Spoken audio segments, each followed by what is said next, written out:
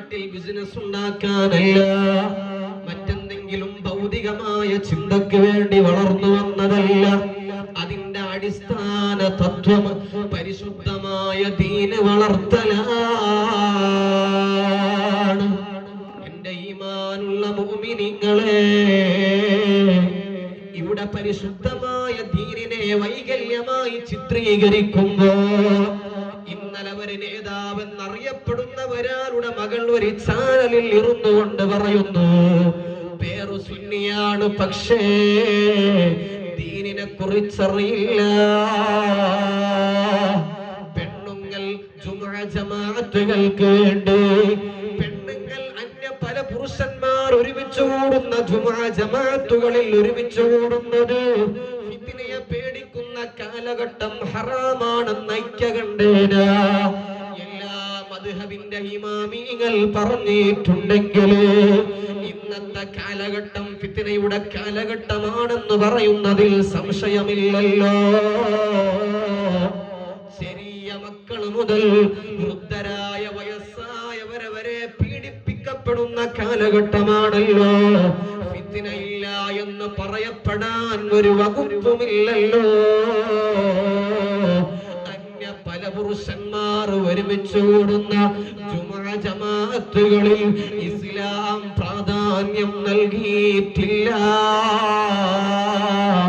എന്റെ ശബ്ദം കേൾക്കുന്ന ഉമ്മമാരെ, ലോകത്ത് ഏറ്റവും കൂടുതൽ പെണ്ണുങ്ങൾക്ക് ഏറ്റവും കൂടുതൽ സൗകര്യം ഏർപ്പെടുത്തി കൊടുത്ത മതം അത് പരിശുദ്ധമായ ഇസ്ലാമാണ്. ഭർത്താവ് മരണപ്പെട്ടാൽ, ബാപ്പ മരണപ്പെട്ടാൽ, ഉമ്മ മരണപ്പെട്ടാൽ അനന്തര സ്വത്ത് വീതിച്ചു വെച്ചു കൊടുക്കുമ്പോ,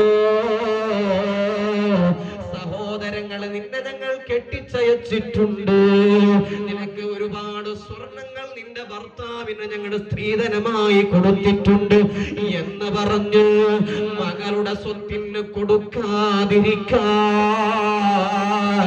ഇസ്ലാം ഒരു ഇടം കാണിച്ചു തരുന്നില്ല. ഒരു വാപ്പ മരണപ്പെടുമ്പോ രണ്ട് ആൺമക്കളുണ്ടെങ്കിൽ, രണ്ട് പെൺമക്കളുണ്ടെങ്കിൽ പരിശുദ്ധമായ ഇസ്ലാം പഠിപ്പിച്ചു കൊടുക്കുന്നു,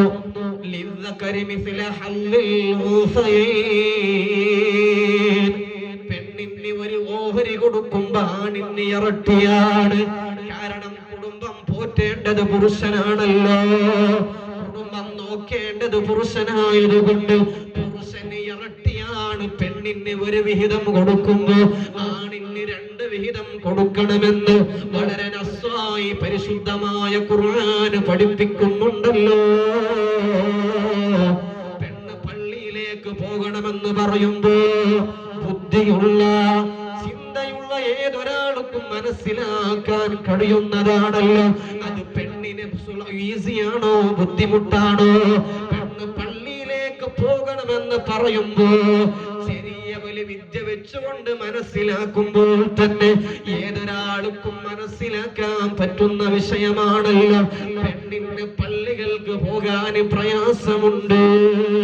കാരണം മക്കളെ നോക്കേണ്ടവളാണ്, കുടുംബം നോക്കേണ്ടവളാണ്, പാചകം ചെയ്യേണ്ടവളാണ്. പെണ്ണിന്റെ ഒരു മാസത്തിലെ എല്ലാ ദിവസങ്ങളും ഒരുപോലെയല്ല. അതുകൊണ്ട് ഇസ്ലാം അവൾക്ക് ബഹുമതി നൽകിയിട്ടുണ്ട്, അവൾക്ക് സ്ഥാനം നൽകിയിട്ടുണ്ട്.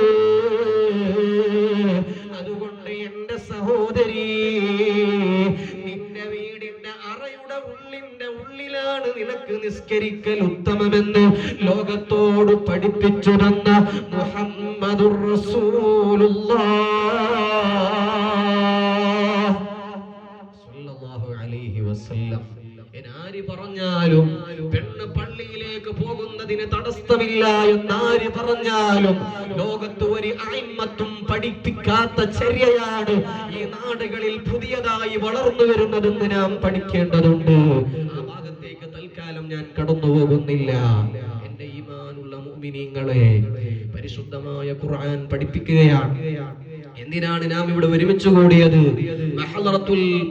ബദരിയ നടത്തുന്നു, ഖുതുബിയ്യത്തിന്റെ മജ്ലിസുകൾ നടത്തുന്നു, ദിക്റിന്റെയും ദുആഇന്റെയും മജ്ലിസുകൾ ധാരാളമായി ഞങ്ങളുടെ നാടുകളിൽ നടത്തുന്നുണ്ട്. പരിശുദ്ധമായ ഖുർആൻ ഞങ്ങളോട് പറയുന്നുണ്ട്, ഓ മനുഷ്യ, നിന്നെ അല്ലാഹു വെറുതെ പടച്ചതല്ല. വമാ ഖലഖ്തുൽ ജിന്ന വൽ ഇൻസ ഇല്ലാ ലിയഅ്ബുദൂൻ. ഏക ഇലാഹായ രാജാധികാരനായ പടച്ച തമ്പുരാനെ ആരാധിക്കാൻ വേണ്ടിയല്ലാതെ നിങ്ങളെയോ എന്നെയോ ലോകത്തുള്ള ഒരു മനുഷ്യനെയോ ജിന്നുകളെയോ അല്ല പടച്ചിട്ടില്ല. ഞങ്ങളെ പടച്ചതിന്റെ അടിസ്ഥാന ലക്ഷ്യം അല്ലാഹുവിനെ ആരാധിക്കലാണ്. യഹ്യ ഇബ്നു സക്കരിയ അലൈഹിസ്സലാത്തു വസ്സലാം വഹുവ തിഫ്ലുൻ ലം യബ്ലഗ്, പ്രായപൂർത്തിയെത്താത്ത ചെറിയ കുട്ടിയായിരിക്കുന്ന സമയത്ത് മഹാനായ യഹ്യ ഇബ്നു സക്കരിയ നബിയോട് പറയുകയാണ്, നിങ്ങളെന്തേ ഞങ്ങളെ ഇടയിൽ പലരും കളിക്കുമ്പോ, ഞങ്ങളുടെ മക്കളെല്ലാം കളിക്കുമ്പോ നിങ്ങളെന്തേ ആ കുട്ടികളെ കൂടെ ഇറങ്ങി നിങ്ങളെന്താ കളിക്കാത്തതെന്ന് ചോദിക്കുമ്പോ,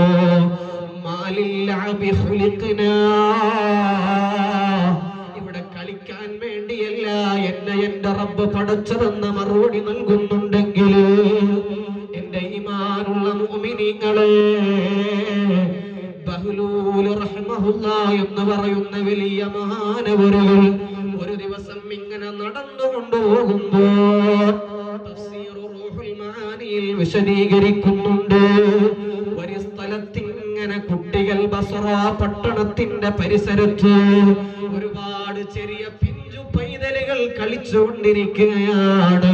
യൽഅബൂന ബിൽ ജിൻസി വൽ ലൗസ്, കളിപ്പാട്ടകളെ കൊണ്ട് ചെറിയ പിഞ്ചു പൈതലുകൾ കളിച്ചുകൊണ്ടിരിക്കുകയാണ്.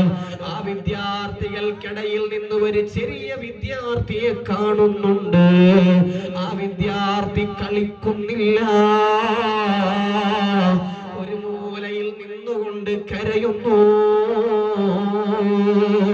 മഹാനായ ബഹ്ലൂൽ റളിയല്ലാഹു അൻഹു ആ ചെറിയ പിഞ്ചു പൈതലിന്റെ അടുത്തേക്ക് പോയി ചോദിക്കുകയാണ്, കുഞ്ഞുമോനെ,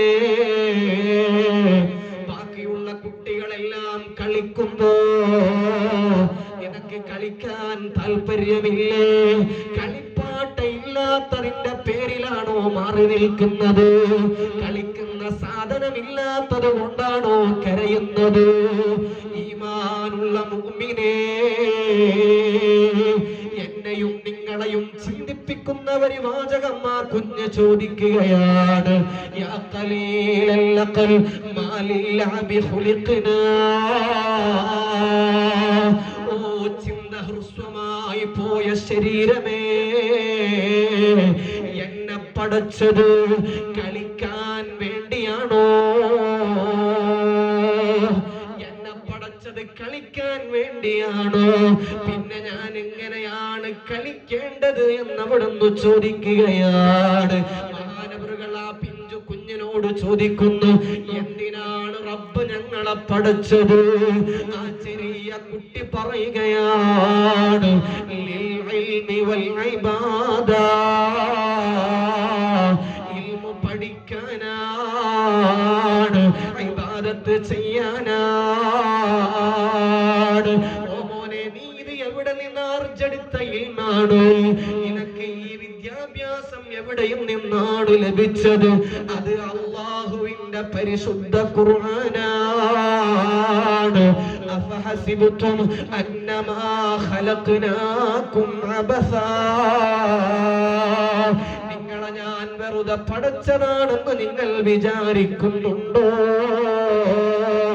നിങ്ങളെല്ലാവരെയും എന്നിലേക്ക് മടക്കപ്പെടുന്ന ഒരു ദിവസം വരാനുണ്ട്. നിങ്ങളെ വെറുതെ പടച്ചതല്ല. ബഹ്ലൂൽ റഹിമഹുല്ലാഹ് അത്ഭുതപ്പെടുന്നു. ആ പിഞ്ചു കുഞ്ഞിനോട് പല ഉപദേശങ്ങളും ചോദിക്കുന്നു. പദ്യത്തിലൂടെ അവിടെ ഉപദേശം ആ ഉപദേശം കേട്ടപ്പോ മഹാനവറുകൾ ബോധം കെട്ടു വീഴുന്നു. ബോധം തെളിഞ്ഞപ്പോ ആ കുഞ്ഞുമോൻ അവിടെന്ന് പറയുകയാണ്, ഞാൻ എന്തിനാണ് കരഞ്ഞിരുന്നതെന്ന് നിങ്ങൾക്കറിയുമോ? ഇന്നി റഅയ്തു വാലിദതി, എന്റെ ഉമ്മച്ചിയെ, എന്റെ ഉമ്മയെ ഞാൻ എന്റെ സ്വപ്നത്തിൽ കണ്ടു. എന്റെ ഉമ്മ നരകത്തിന്റെ വിറകായി കരിഞ്ഞുകൊണ്ടിരിക്കുകയാണ്.